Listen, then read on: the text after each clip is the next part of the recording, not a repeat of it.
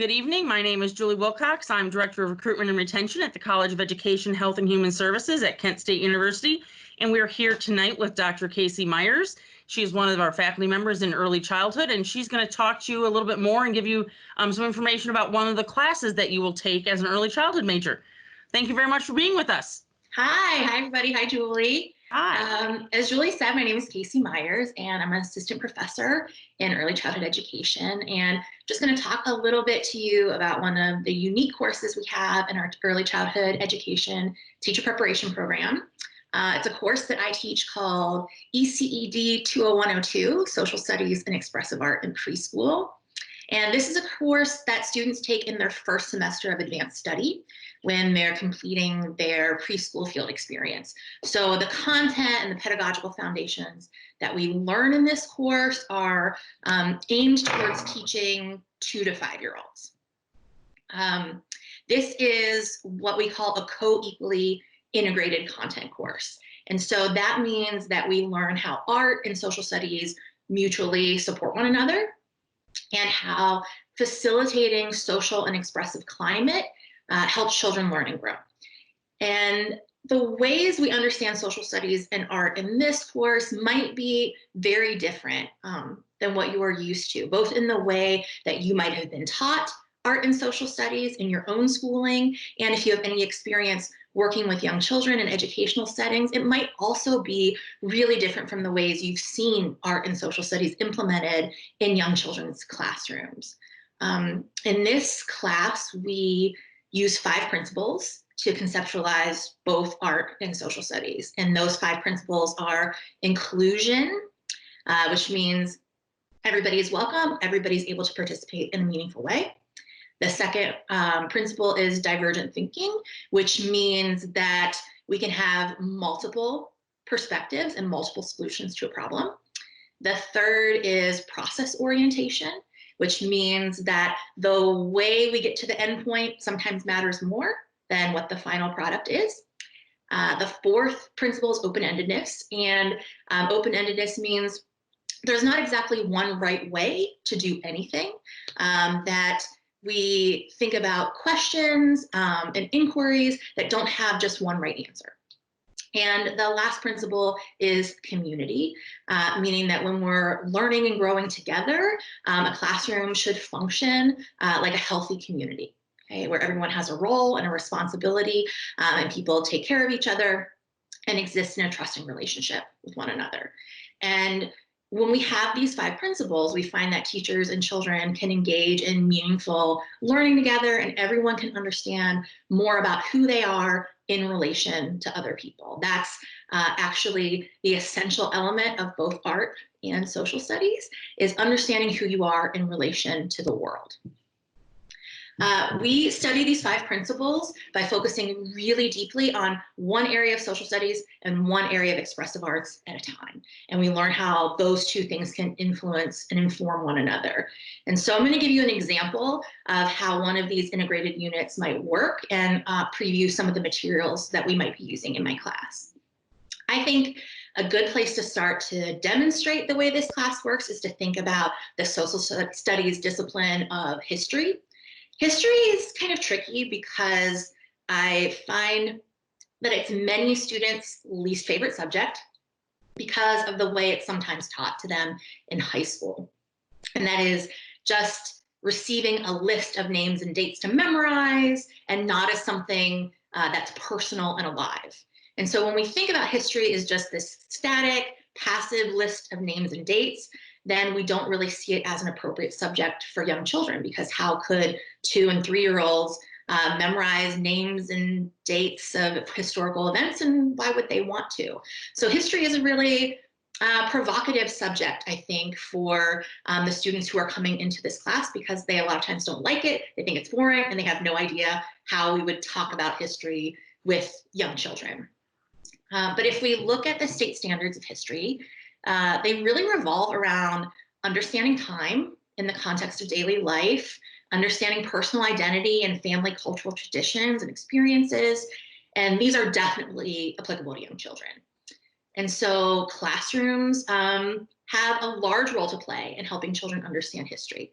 Children have meaningful histories that they bring with them to the classroom, and then the classroom community is making and remaking its own shared history every day. So in this class, we talk about how as a teacher, your role is to learn about young children's lives outside of school and work to grow the classroom community among the members of the classroom. And a lot of this is accomplished through establishing meaningful rituals and celebrations and ceremonies with children in your classroom so that you're building a meaningful and important history every single day. One of the teaching strategies we study is something called morning meeting, where children get together with their teachers and share ideas and stories and solve problems as an open-ended community forum. Okay, so if we leave history for a second, understanding history in that way, and if we leave it for a second and think about what is the art piece that goes along with that, another thing we study in this course is how to move away from doing crafts with young children and move more towards open-ended creative expressions with materials that allow children to make their own decisions about how to use and combine materials. In Ohio, we have a set of early learning standards called Approaches Towards Learning. And these focus on things like imagination and creativity, persistence and innovation. And these ways of learning are much more easily and authentically available to children and teachers when we're working with open-ended materials rather than a predetermined product. So one way that we explore this concept of open-ended materials in relation to history is to work with something called found materials. I have the students in the class, so college students, collect materials from their daily life. And their challenge is for 5 weeks, they fill up a gallon-sized bag of small items that might otherwise be thrown away and that aren't valuable to them. So they're not souvenirs or heirlooms or anything. They're just things that would otherwise, be thrown away. And so we have this idea of individual and shared history, and then these open-ended kind of found materials. And when students bring their materials to class, we spend time thinking about how in an early years classroom, we can connect concepts and materials together. So in our class, we might start with developing ways that children can share the materials that they bring into classroom during a morning meeting. We think about how children can learn about the properties of materials and about their classmates' lives at the same time. And so here's an example. I actually have found materials because I saved them. So I have a bag right here of found materials. And so an example of this might look something like in this bag, let's see, I have some of these, these are the caps for like applesauce squeezy pouches that I have a 2-year-old. He likes to eat these. So I have a lot of these little plastic caps that otherwise would get thrown away because they're not recyclable. What else do I have in here? I have this piece right here. This is actually a piece off of a sprinkler that was broken and again, couldn't be recycled. So it would have just been thrown away. And I have this plastic. I actually had bought a scarf and this was one of the things that held it on the hanger. And then I have some of this white wire. My neighbor actually gave this to me because they know that I collect materials for young children to use. So he gave me this kind of white, I think it's wire, it might be string. Yep, it's plastic coated wire. And so not only did you learn something about my life when I shared these materials with you, but one of the things you might have noticed, I'm finding this out just now, is all the materials that I have, these plastic pieces all have holes in them. Okay, and so one of the things I might be able to figure out as a teacher working with young children is if all of these materials have holes, I might be able to use some of the materials I have to connect them and make a different kind of creation or collage or sculpture just by connecting these materials together in a way that I want to, that looks nice to me. Okay? And so through everyone bringing in materials and talking about their daily lives and where these materials come from, we discuss how children might engage with these materials across the expressive continuum. So how might children explore these materials? How might they design with them? How might they represent with them? How could We as teachers facilitate storytelling about where these materials came from. What does a teacher need to do to support children in building social connections with each other while also building whatever they'd like out of these materials? And so everything that we would learn about doing in the classroom with young children, in this class, we also get to experience firsthand so that teachers gain the experience, the comfort, the vocabulary, familiarity with the materials and strategies, and are able to incorporate social studies and art in a equally integrated way. And so at the end of a unit like this, we would map the kinds of learning that take place. And one of the things students always find is that even though we were focusing on history and open-endedness, that sharing ideas and materials in a community meeting, the process of creating pieces of art with found materials, really touches on almost every single standard of art and social studies. And this really helps teachers, future teachers, learn two things. One is that when the content is fully integrated, learning opportunities are there for you, and they're so rich for children. And the second thing is that as a teacher, it takes a lot of knowledge and skill and artistry to facilitate these authentic experiences. But to me, this is what's so exciting about becoming a teacher, right? When you work to become really excellent in your profession, you're able to do things that other people can't do. And the possibility of leveraging your degree to work in these kind of artistic and challenging and authentic ways that really mean something to children and are professionally nurturing to you, I think is really something worth celebrating. So that's what we try to focus on in this particular course. And I know I've already been talking for 16 minutes or so. So I don't know if Julie has any questions for me or any comments about the course. I could talk about it all night long. It's my favorite course. So that I've taught in this program, and you can probably tell I'm really excited about it. I love this class. Yeah. Well, I'm very excited about it too, because I like the fact that it's very student focused. I think that's something that maybe if you want to talk a little bit more about the overall curriculum, a little bit of what that means to be a more student-centered, student-focused kind of curriculum, if that makes sense. I might not be using the terminology correctly because I am not an early childhood educator, but. Yeah, and so in the early childhood program at Kent State University, we're a social constructivist program.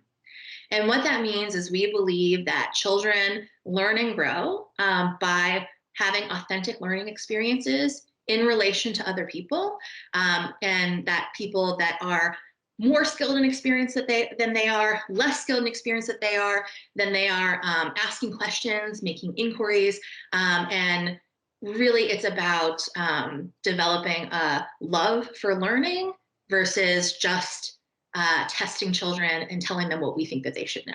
And so one of the things that's very unique about our program is that we spend a lot of time with our college students, our pre-service teachers, helping them learn how to teach young children, not necessarily always what to teach them.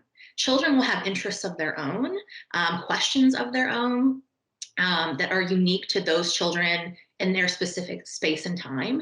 And so it's, we think, more meaningful to develop a way of teaching young children that puts their interests at the center, along with you as kind of an expert guide as their teacher, rather than just saying, these are the 5 facts that children have to know, just drill that into their brains, quiz them, test them, they can pass the test, and then they're done. So it's really more about a philosophy of pedagogy versus here's every single content fact that you have to teach young children. That makes sense. It does. Thank you for explaining that, because when I try to explain that, when I'm with recruits, I'm kind of like, oh, I don't know. I can sort of do it, but that was wonderful. And I can testify for everyone who's watching that my daughter actually attended our Child Development Center, where these kind of concepts and pedagogy is used, and it was an amazing experience, not only for her, but for us as a family. So, so just want to throw that out there. We do have some questions. Yes. What and where is the Child Development Center? That's the first one. That it is on campus, and I'll let Dr. Myers tell you a little bit more about the Child Development Center. Yeah, so the Child Development Center is our early years laboratory school. It's on campus. We currently serve 150 children, ages 18 months to 6 years old. So we start with toddlers, preschoolers, and then we have one kindergarten classroom. And it serves as an early years laboratory, which means we have three purposes. So one is just providing excellent, innovative early years education to young children. We are an early years IB certified school. And so we're one of the only laboratory schools. I think we're the only laboratory school in the country that's an IB certified school. And so the first is just providing excellent early childhood education for young children and their families. And the second part of our mission is teacher preparation. So in every classroom in our school, we have student teachers or field students who are working towards their degree in early childhood. So it is one field site that you can get some of your practicum hours in our program. And then the third part of the mission is we serve as a research site for the university. So graduate students all the way up to professors often do research around teaching, learning, family engagement, child development, pedagogy and curriculum, excuse me. And so we serve kind of those three purposes. I actually coordinate the studio and the research program at the Child Development Center. So I have a split position where I teach early childhood pre-service teachers in the afternoon, and I'm with young children in the studio in the morning. And a lot of your faculty members that you'll have in our early childhood program are also at the Child Development Center and continue to work with young children every day. Thank you very much. So you brought up a few things during the presentation. So one of the things that you talked about was that once students are through advanced study. So just to kind of let students know who are watching that advanced study, basically the state of Ohio, so it's going to be anywhere that you go for a teacher education program. Basically, the state curriculum or the state standards require that we as an institution make sure that our pre-service teachers are ready. So there are some things, usually there's an interview, there might be tests, they look at grades, there's certain courses that you have to do before you can get through to what we call advanced study, other people call it professional phase. But whichever university you plan to go to for teacher licensure, teacher ed program, there will be something like this. Basically, you take all the basic teacher ed classes of some sort, and then there are three that the state requires of any program anywhere in the state. So, there's different ways to do it, but we call it advanced study. I don't know if you want to add anything to that. Yeah, usually it's after your third semester that most students are ready for advanced study. Some do it earlier if they're bringing in a lot of credits from high school. Some do it a little bit later if they pick up a minor or something like that. But it's usually between your sophomore and junior year, credit-wise, when you enter advanced study. And after you're in advanced study, there are 5 semesters. And this, I think, is really special about our program, is that you get 5 semesters of really focused early childhood teacher preparation. And so you take classes full-time, and then you're also in the field. You do 1 semester of field work in preschool, and then 4 semesters of field work in various grades in elementary school, going from kindergarten all the way through 5th grade. And as far as I know right now, definitely in the state of Ohio, we have the most practicum hours of any program. So our graduates are coming out of our program very well prepared, very well sought after, and we're one of the highest, I think, in the country in terms of the number of practicum hours that our students spend in the field. And so it really gives our students an advantage over other programs, that they have so much experience. It's not unheard of for our students to get hired into the districts where they student teach, to be hired right away, even as long-term subs, immediately after they graduate. So I think that's a real advantage of our program, is the amount of hands-on experience that you're getting coupled with those courses at the same time. Thank you. So a couple other things. What is IB? And do I need to minor in, do I need a minor along with this degree? No. I'll do the minor one first because that's an Yes. easy one. You do not have to minor. There are several minors, I think, that are pretty common for students who are going into our program. And so they might minor in something like family studies or special ed or educational psychology. But it's definitely, I had a student who minored in Spanish, who minored in coaching, but it's not necessary. You have more than enough hours to graduate, and more than enough to do in terms of coursework with just this program. The one thing that is tricky about developing a minor with this program is that if you want to graduate on time, you really have to buckle down, I think, and do that minor before you get into advanced study.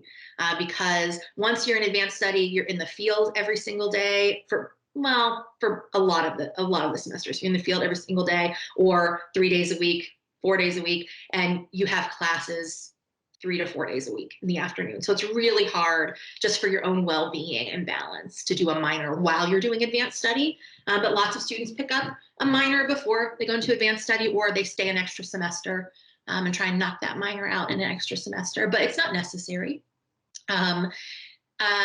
IB is the International Baccalaureate. I'm woefully underqualified to talk about the IB. Rochelle Hostler is our IB coordinator for the Child Development Center. Dr. Marty Lash coordinates IB for the Early Childhood Program. What IB is it's an international framework that looks at inquiry-driven practice and allows for an extra certification at the college level. So our college students coming out of the teacher preparation program, when you graduate, you're eligible for an IB certificate, which will qualify you to teach in any international baccalaureate school all over the world. And what that means is you understand some principles that go along with inquiry-driven practice, like international mindedness, communication, things like that. So in our early years laboratory school, what that looks like is we have a shared framework across all of the age levels that looks at several transdisciplinary themes that can unite our work. So we still follow emergent curriculum, we follow the children's interests, but as teachers and specialists in that classroom, we really focus on some kind of overarching themes like who we are, where we are in place and time, how the world works, how we share the planet. And so it's kind of a broad framework that's international in its scope, but is really adaptable to local practices. And so what that means is you'll have some courses that focus on the IB, and you'll also have the opportunity to do field placement work in IB schools. There are several in Northeastern Ohio that use the International Baccalaureate Primary Years Program framework. And then at the end of our program, like I said, you'll have the opportunity to get that IB certificate. And that's a really marketable thing to have in terms of looking for jobs and being eligible to kind of teach at any IB school all over the world. Thank you very much. I think we have time for 1 or 2 more questions. There's one here about, do you have any advice for a student that's coming to college for early childhood and coming to Kent State? Advice? General advice? In general, I think one of the best things that you can do when you're preparing for a program like ours is to become as organized as possible. In your first few semesters, try to get into a rhythm, know how to get the resources that you need at the library, develop a routine around getting enough sleep.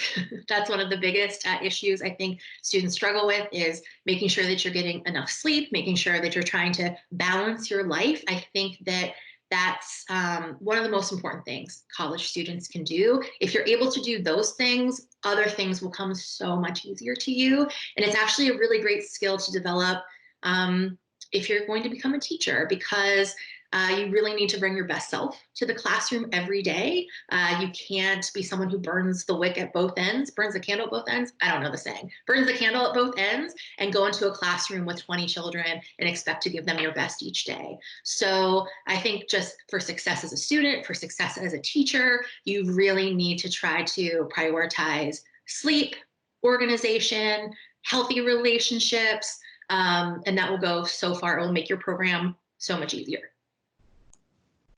Thank you. Yeah. And I have to say, I will tell the students who are watching that our early childhood students and faculty are they are cohorted in their classes. So once you're in advanced study, you will get to know all of your faculty, all of your fellow students and peers, and the support that they give each other, just on the outside looking in as, I've been an academic advisor, I was a hall director, like always knowing that our early childhood, it's a very strong program academically, but also, with the faculty support and the student peer support. So I've always had wonderful experiences working with anybody in that early childhood kind of realm. So yeah, just kind of throw it out there.